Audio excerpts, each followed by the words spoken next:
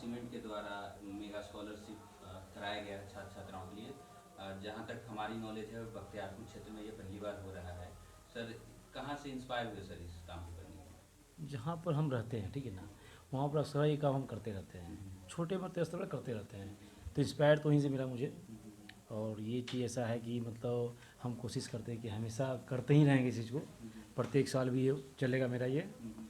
तो आप लोगों का सहयोग और जो भी मेरे स्टूडेंट आए उसका भी सहयोग, हमारे कुछ साथी जो कि इसमें भागीदारी बने उनका बहुत बहुत धन्यवाद, और ख़ासकर स्टूडेंट लोग जो आए उनको बहुत बहुत शुक्रिया।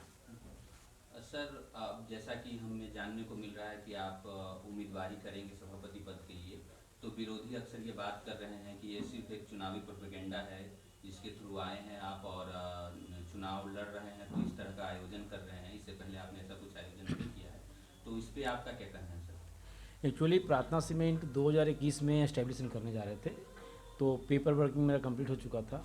उसी समय ये प्रोग्राम हम लाने वाले थे, लेकिन कोविड का गाइडलाइन के कारण हम लोग इस चीज़ को कर नहीं पाए इस चीज़ को। लेकिन जैसे ही गाइडलाइन ही ख़त्म हुआ हम इसको इम्प्लीमेंट शुरू कर दिए इसमें हम। तो विरोधी तो शायद बोलेंगे इसी बारे में, लेकिन मेरा ये है कि ये चीज़ प्रत्येक साल किया जाएगा, तो इसमें कोई विरोधाभास नहीं होना चाहिए किसी को। तो ये जो अभी हो रहा है मेगा स्कॉलरशिप प्रोग्राम, वो लगातार होगा? ये कंटिन्यू चलेगा अभी, ये प्रत्येक साल ये होगा। अब सर विरोधी लोग ये बात कर रहे हैं कि अगर जीत जाते हैं या आप नहीं जीत पाते हैं किसी तरीके से तो इसको डिसकंटिन्यू कर देंगे, तो इसको आप आश्वस्त करते हैं यहाँ के सारे अभिभावक को, बच्चों को, कि ये जो स्कॉलरशिप प्रोग्राम है वो कंटिन्यूअस रहेगा चाहे रिजल्ट कुछ भी हो? रिजल्ट कुछ भी हो, मेगा स्कॉलरशिप अगर स्टार्ट हुआ है तो ये प्रत्येक साल होगा। और ये मेगा स्कॉलरशिप ये भी नहीं, इसके साथ साथ में खेल कूद में भी अब ध्यान दिया जाएगा। मेरा एक पर्पस है कि बच्चों लोगों के लिए एक एकेडमी, क्रिकेट एकेडमी, फुट और अपना ये वॉलीबॉल और कबड्डी के लिए एक मतलब कमेटी बनाया जाएगा। उसमें जो भी प्रोत्साहन जो भी होगा हमारी तरफ से वो किया जाएगा। सर तो सभापति पद के लिए उम्मीदवारी को क्यों चुना सर? हम अपना सीमेंट प्लांट यहाँ बैठा रहे हैं, तो जब यहाँ हम आए उससे पहले 20 साल से कंटिन्यू देख रहे थे कि पहले का चुनाव चल रहा था, वार्ड मेंबर लोग चुन रहे थे, पब्लिक के हाथ में कुछ नहीं था। अब क्या है, पब्लिक के हाथ में पावर आया है, तो वो जो देख रहे हैं कि 20 साल का शासन में जो काम हुआ है, तो उसमें उनका जहाँ जिस क्षेत्र में आप लीजिए, आपका रोड का हो या नली का हो या गली का हो या पानी का हो या लाइट का हो या शिक्षा व्यवस्था हो या मेडिकल लाइन हो, किसी भी चीज़ में वो प्रॉपर नहीं आ पाए। वो आवासीय योजना हो, दुनिया भर का उसमें घोटाला है। जहाँ देखिए किसी का 40,000, किसी का 50,000, किसी का लास्ट किस्त नहीं दिया गया, क्यों कि हमको 10,000 रुपये मांग रहे हैं। तो ये सारी चीज़ देखने के बाद हमको लगा कि नहीं, जब हम इस क्षेत्र में आ रहे हैं काम करने के लिए तो क्यों ना एक पावर के साथ में आए, लोगों का जो सरकार की तरफ से फंड आ रहा है उसको क्यों न दिया जाए। तो ये सोचकर हमारे ग्राम के बहुत सारे लोग बोले, पवन अगर तुम यहाँ आ रहे हो तो आप इसमें आओ और एक अच्छा वातावरण बख्तियारपुर को दो। सर एक आखिरी सवाल सर, चलिए ये तो छात्रों के लिए आपने किया, अब हमारे देश के युवा आप जान रहे हैं बेरोजगारी की क्या स्थिति है हमारे देश में, खास करके बिहार में भी बेरोजगारी है। अभी जो नया सर्वे आया था उसमें हम लोग सबसे नीचे हैं बिहार राज्य। तो बख्तियारपुर के लिए खास करके उनके युवाओं के लिए जो रोजगार की तलाश में हैं उनके लिए सर कुछ? नहीं, युवाओं के लिए मेरे पास जितना ही प्लेटफॉर्म दे पाएंगे, ठीक है। उसके बाद क्या होगा, जब हम यहाँ प्लांट बैठाएंगे तो क्या होगा, लोगों को प्रेरणा मिलेगा।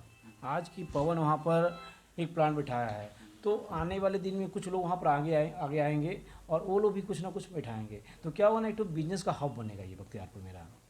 तो जब बिजनेस का हब बनेगा तो एक्चुअली होगा क्या कि जितना भी बच्चे लोग हमारे हैं सबको रोज़गार मिलेगा। तो बेरोजगारी तो कुछ ना कुछ दूर तो होगा यहाँ से। और साथ में जो शिक्षा है, बेसिक बुनियाद है, और कंट्रोल होगा, तो आने वाले दिन में क्या होगा हम लोग का कि ये सब चीज़ का प्रॉब्लम नहीं आएगा फिर। आपके उम्मीदवारी से सर जो विरोधी पार्टी हैं वर्तमान के जो बैठे हैं नगर में, उन लोगों को कई आपके बारे में रूमर भी फैलाया जा रहा है, तो क्या उनके लिए क्या संदेश है? उनको यही देंगे कि अगर आप 20 साल से बढ़िया काम करते तो पवन सिन्हा क्यों आता। लोग जनता के बीच जब जाते हैं तो आपका खाली शिकायत ही मिलता है। आपका आवासीय योजना हो या श्रम योजना हो या आयुष्मान योजना हो या आपका प्रधानमंत्री आवास योजना हो, जो भी योजना हो सबके बारे में बोलते मिलता ही नहीं, मेरे को नहीं है। तो इस सरकार जब दे रही है तो इम्प्लीमेंट करने में क्या प्रॉब्लम मेरे को है? तो उनको तो प्रॉब्लम होगा, क्योंकि इस चीज़ के लिए हम वचनबद्ध हैं कि हम आने के बाद वो लोगों को ये सब चीज़ प्रॉब्लम नहीं आएगा सब चीज़। मतलब इनडायरेक्टली आप कहना चाहते हैं कि नगर परिषद में धांधली हो रही है, अब पूरे जोर से होती है। गवर्नमेंट का पैसा है जो बच्चों के पास, जहाँ जिसके पास जाना चाहिए उनके पास नहीं जा पाता है। उस पर कंट्रोल किया जाएगा। अगर आपका 2 लाख रुपया अगर फंड में आया है प्रधानमंत्री आवास योजना के थ्रू, तो उनका 2 लाख रुपया उनको मिलना चाहिए, कहीं कोई कमीशन नहीं मिलेगा, किसी को मिलेगा, ये मेरा गारंटी है। वृद्धा पेंशन है, उनका अगर जितना आता है उतना उनके पास जाएगा। वो गवर्नमेंट तो दे रही है, तो हमें इम्प्लीमेंट करने में क्या प्रॉब्लम मेरे को है?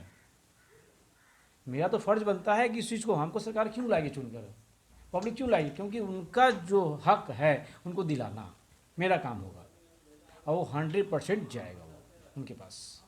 मने ना खाएंगे और ना खाने देंगे।